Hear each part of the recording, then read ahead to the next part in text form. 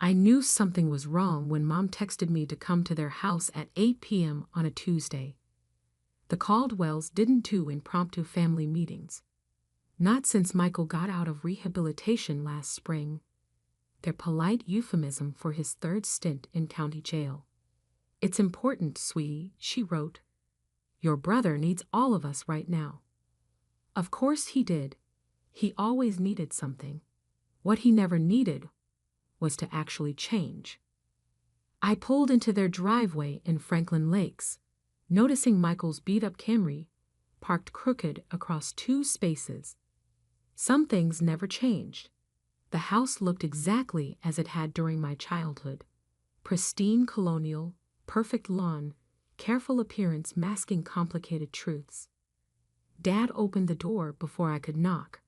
"Amanda, you made it." His smile was too bright, too rehearsed. I'd seen that smile before. At Michael's first bail hearing, at family therapy sessions, at countless Fresh Start dinners. The living room was arranged like a business meeting. Files spread across the coffee table. Mom perched nervously on the edge of the sofa. Michael slouched in Dad's leather recliner like he owned it. At 35, my brother still dressed like the college sophomore he'd been when he first got arrested. Worn jeans, untucked shirt, that careful casualness that cost more than it looked. "Mandy," he stood, arms wide for a hug I didn't return. "Thanks for coming, sis. This means a lot." I set my briefcase by the chair furthest from him. "What's this about?" "Sit down first." Mom patted the sofa beside her. "Can I get you some tea?" "I'd prefer we get to the point." Michael cleared his throat, shuffling some papers. "Right. Well, I've got this amazing opportunity. Tech startup, ground floor investment. The potential returns are incredible. Of course, it was always an amazing opportunity with Michael. Amazing opportunities had cost our family nearly $200,000 over the years, not counting legal fees. "I just need some backing to secure my position," he continued. "Some collateral for the initial investment." Mom jumped in, voice bright with forced optimism. "We've already committed our savings. But it's not quite enough. The investors want more security." "How much?" I kept my voice neutral. "Just a small stake." Michael spread his hands. "Your house as collateral. Totally safe. Just a formality, really." My house. The one I'd bought myself after 12 years at Morgan Stanley, working 60-hour weeks while Michael bounced between business ventures and court dates. "Your brother needs our support," Mom insisted. "Family helps family." I reached for my briefcase, feeling the weight of the files inside. Files I'd compiled over the last 3 months, ever since I'd gotten a call from an old college friend, now working at the state attorney's office. "Before we discuss collateral," I said carefully, "maybe we should discuss mortgage securities." Michael's casual smile flickered. "What about it?" I pulled out the first file, manila folder stamped with the New Jersey Department of Corrections logo.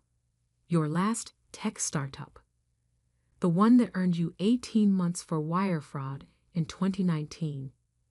"That was a misunderstanding," he started, but I was already opening the second file. "Or Vantage Point Investments in 2021. Another ground floor opportunity that somehow ended with 6 investors pressing charges." Mom stood up, hands fluttering. "Amanda, stop. That's all in the past. Your brother's changed." "Has he?" I placed the third file on the table, because according to his parole officer's report from last month, he's been meeting with Tony Rizzi. The same Tony Rizzi who ran the pyramid scheme that got Michael arrested the first time. The room went silent. Michael's casual pose had vanished, replaced by something harder, colder. Dad wouldn't meet my eyes, staring instead at the prison letterhead atop the files. "How did you get those?" Michael's voice was low, dangerous. "I have friends in interesting places." I kept my tone even. "Friends who notice when convicted fraudsters start incorporating new companies 3 months before their parole ends." Mom's face had gone pale. "What are you saying?" "I'm saying your amazing opportunity is another scam." I turned to Michael. "And this time, you wanted my house as collateral because you've already burned through Mom and Dad's savings, haven't you?" His mask slipped completely then, showing the rage underneath. "You self-righteous bitch. Always thinking you're better than me?" "I don't think I'm better." I cut him off. "I just think you're exactly what these files say you are. A convicted felon about to violate parole by running another investment fraud." Dad finally spoke, his voice tired. "Michael, is this true?" But Michael was already heading for the door, car keys in hand. Mom called after him, that same pleading tone she'd used at every court appearance. "Don't bother," I told her. "He'll be getting another ride soon anyway." "What do you mean?" she whispered. I pulled out my phone, showing them the text I'd received just before arriving. "Surveillance in position. Waiting for your signal. Remember those friends in interesting places?" I stood up, gathering the files. They've been watching him since he met with Rizzy. They just needed proof he was attempting another fraud. "What have you done?" Mom collapsed onto the sofa. "What you should have done years ago," I replied, heading for the door. I chose truth over enabling. And in about 10 minutes, the FBI is going to do the same. Outside, I heard sirens in the distance growing closer. Sometimes family loyalty meant making the hard choices, even when those choices came with flashing lights and Miranda rights. The FBI took Michael into custody at the end of our street. I watched from my car as they intercepted his Camry, lights flashing against pristine suburban hedges. The neighbors would have something new to whisper about at the country club this weekend. Special Agent Diana Miller approached my window. Good call on the house meeting. Got him attempting fraud on tape. I handed her my briefcase. There's more. Financial records, emails, everything linking him to Rizzy, plus documentation of what happened to my parents' savings. She nodded grimly. How much did they lose this time? According to their bank statements. I pulled out my phone, showing her the screenshots. $287,000. Their entire retirement fund, plus a second mortgage they didn't tell me about. Jesus. Diana shook her head. And he still wanted your house? Rizzy's operation needed clean collateral. My house was perfect. Paid off. Worth $1.2 million in today's market. They would have stripped the equity and disappeared. My phone buzzed. Mom calling. I declined it. You should go, Diana said softly. We'll need official statements tomorrow, but for now... Yeah, I started my engine. For now, I need a drink. At home, I poured myself 2 fingers of Macallan and opened my laptop. The evidence folder I'd compiled over 3 months filled the screen. Hundreds of files, each one a careful documentation of Michael's latest scheme.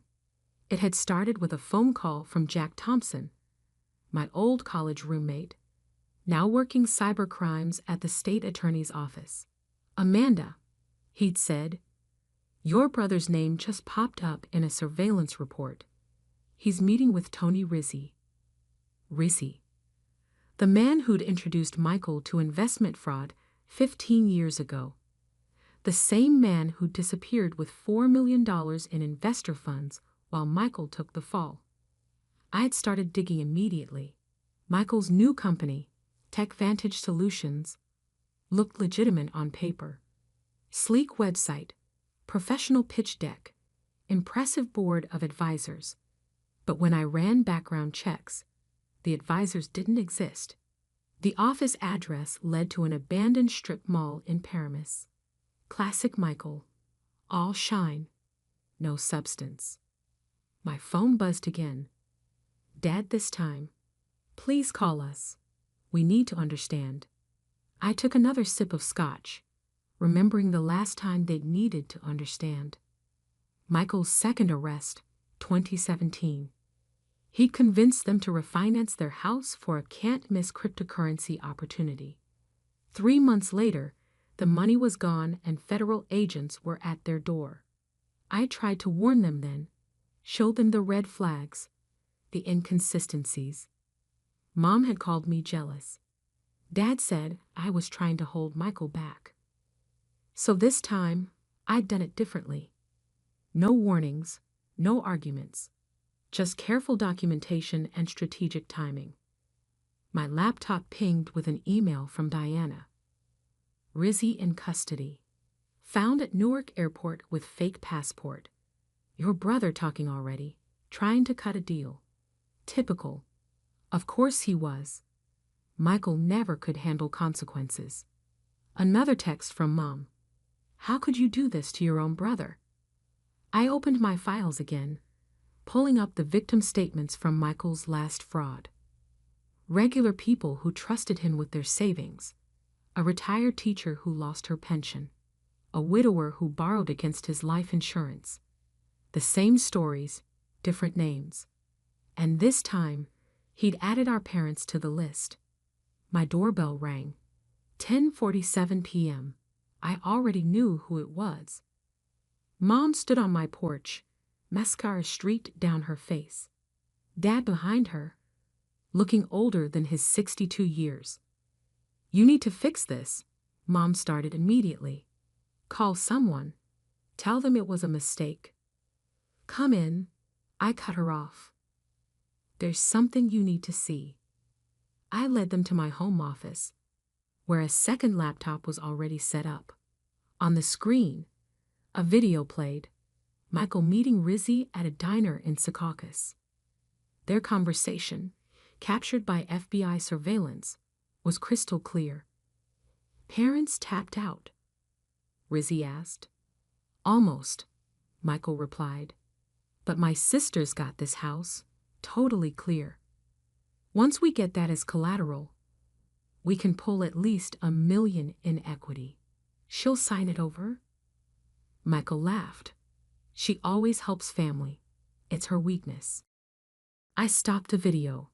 Mom had sunk into my office chair, Dad gripping its back for support. There's more, I said quietly. Want to see what he did with your retirement money? Dad shook his head, but I continued anyway.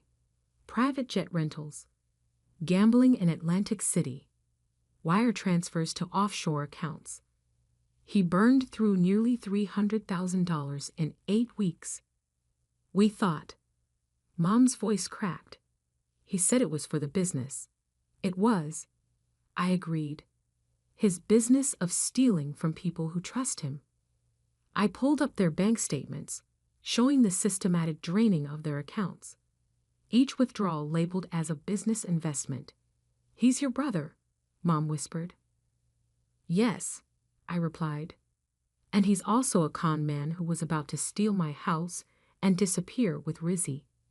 The same Rizzy who taught him how to run investment scams 15 years ago. Dad finally spoke. What happens now? Now, I closed the laptops.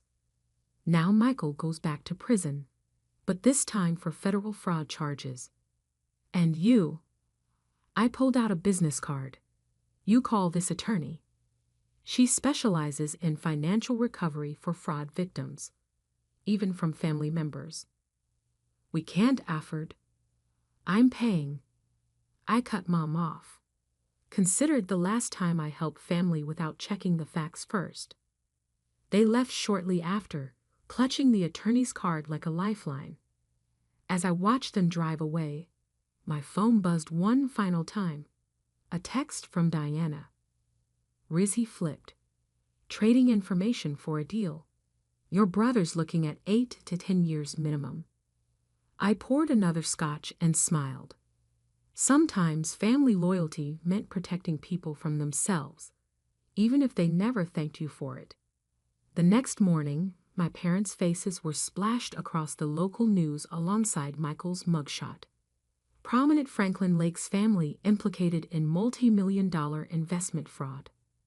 The story painted them as victims, which they were, but it still hurt to see their shame made public. I met Diana at the FBI field office in Newark. The interview room was cold, institutional, fitting for what came next. Michael's been talking all night, she said, sliding a thick transcript across the table. Trying to minimize his role, of course. Claims Rizzy masterminded everything. I scanned the pages. Let me guess. He portrays himself as an unwitting participant? Actually, Diana's smile was grim. He's trying to implicate you. That made me look up. Excuse me. She played an audio clip from Michael's interrogation. My sister knew everything. She works in finance. She helped structure the deals. I was just the face man. She's the one with the expertise. I laughed, but there was no humor in it. Typical Michael. Even now, he can't take responsibility. We know he's lying, Diana assured me. Your documentation proves you were investigating him, not helping him. But he's convinced your parents to back his story. The words hit like a physical blow. I pulled out my phone, opening the voicemail Mom had left at 3 a.m. Amanda, please. If you just explain that you were involved, they might go easier on Michael. He says you understood the investment structure, that you advised him. Please, honey, help your brother one last time. Diana watched my reaction carefully. They'd visited him this morning. He's persuaded them that if you share culpability, he might avoid serious time. And they believed him. It wasn't a question. They want to believe him, she corrected. It's easier than accepting the truth. I opened my briefcase, removing a final file I hadn't shown them yesterday. Then maybe this will help them accept reality. Inside were emails spanning the past 5 years. Michael writing to known fraudsters while in prison, planning his next scam before he even finished his last sentence, discussing which family members to target first. One email from 6 months ago stood out. Amanda's the perfect mark. She's got the house free and clear, good credit, clean reputation.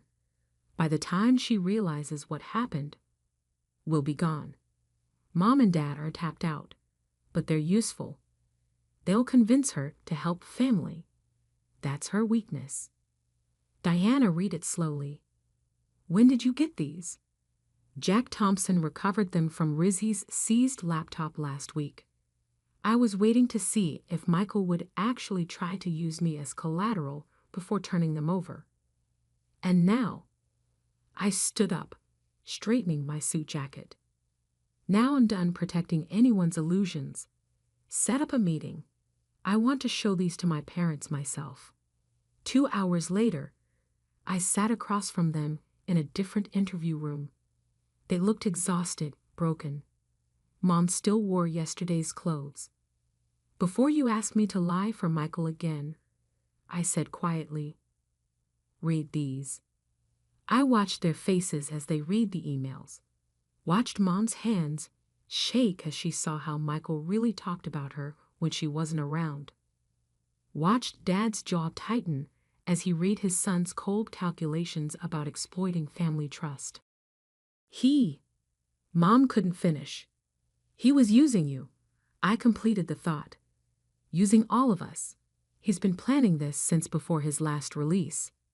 But he said, Dad trailed off, staring at the emails. He said you were involved. The only thing I was involved in was stopping him. I pulled out the surveillance photos, every meeting with Rizzy, every fraudulent document, every attempt to steal more money from innocent people. I tracked it all. Why didn't you tell us? Mom whispered. Would you have believed me? I met her eyes. You never did before. The silence that followed was heavy with 2 decades of enabling, of chosen blindness, of family loyalty that only ever went one way. What do we do now? Dad asked finally. Now you tell the FBI the truth. About the money he took, the lies he told, everything. I stood up.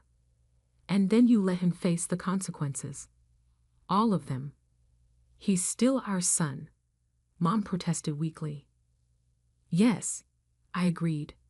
But I'm your daughter, and I'm done watching you destroy yourselves to protect him. I left them there, with Diana and the evidence of their son's true nature spread across the table. In the hallway, Jack Thompson was waiting. They'll do the right thing, he said, falling into step beside me. The emails make it impossible to deny anymore. Maybe. I wasn't so sure. But at least I won't have to watch them try to sacrifice me to save him again.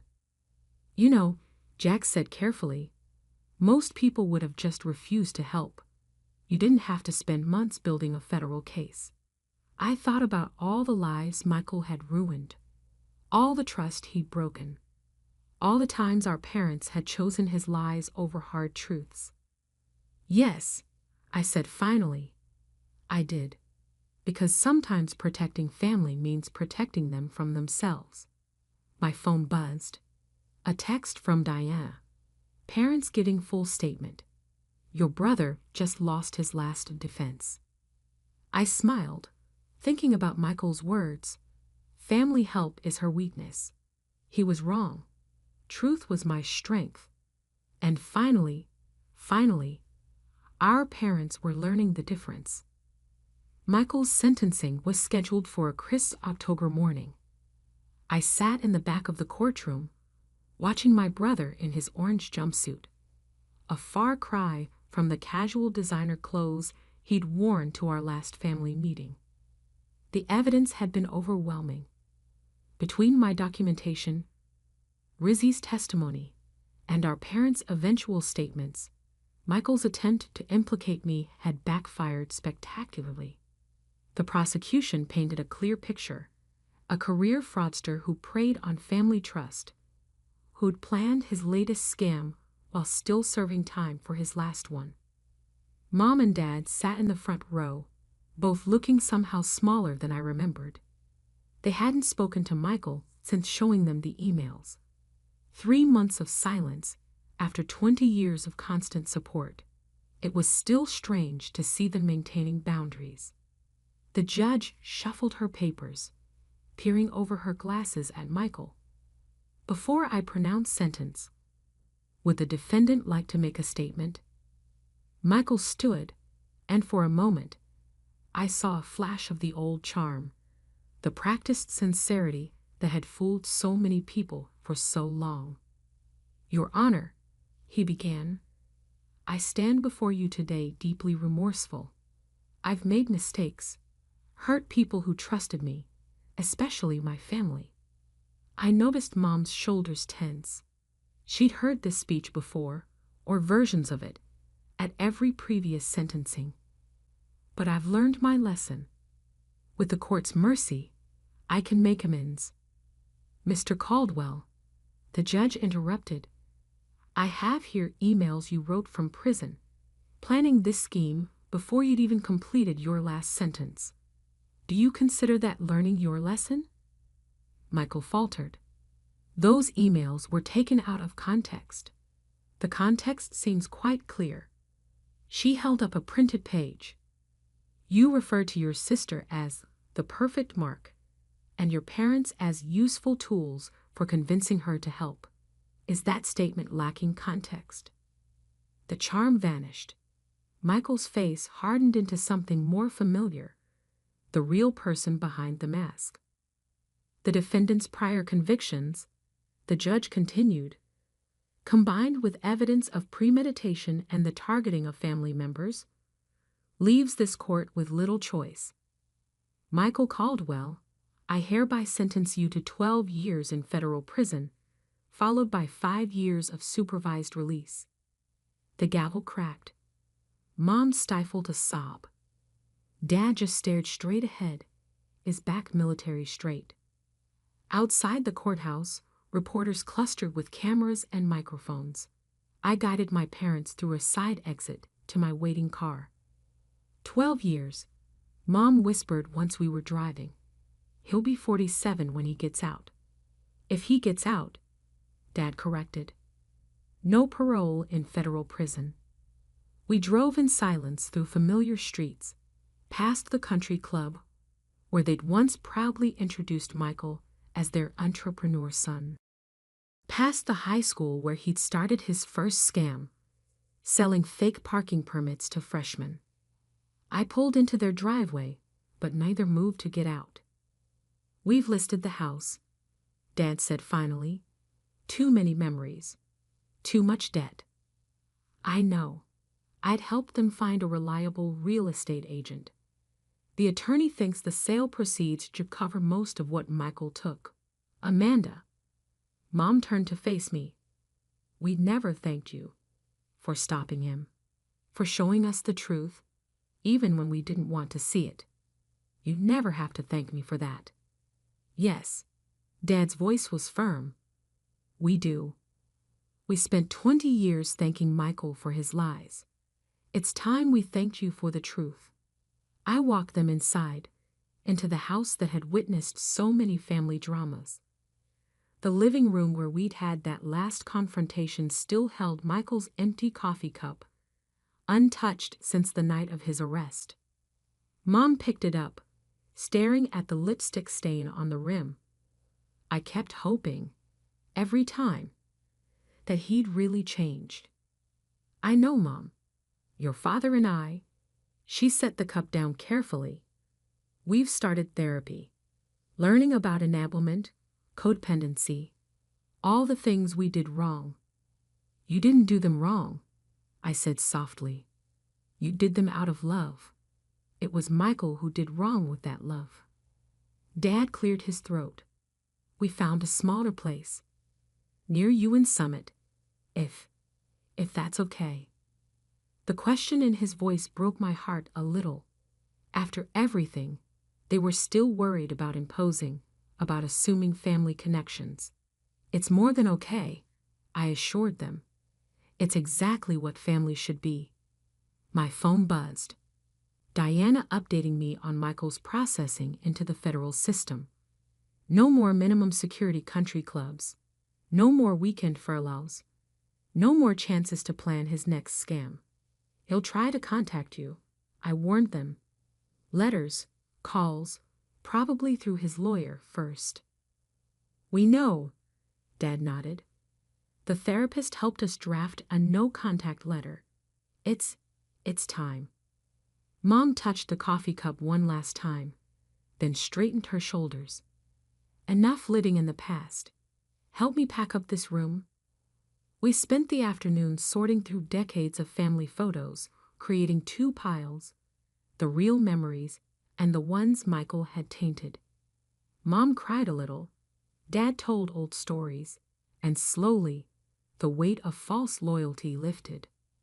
That evening, driving home, I got one final text from Diana. Michael tried to list you as an approved visitor. I shut it down. I smiled, thinking about his words from those damning emails. Family help is her weakness. He was wrong. Family truth was my strength. And finally, our parents were strong enough to know the difference. Sometimes love means letting go. Sometimes family means choosing truth over comfort. And sometimes the hardest choices lead to the healthiest futures.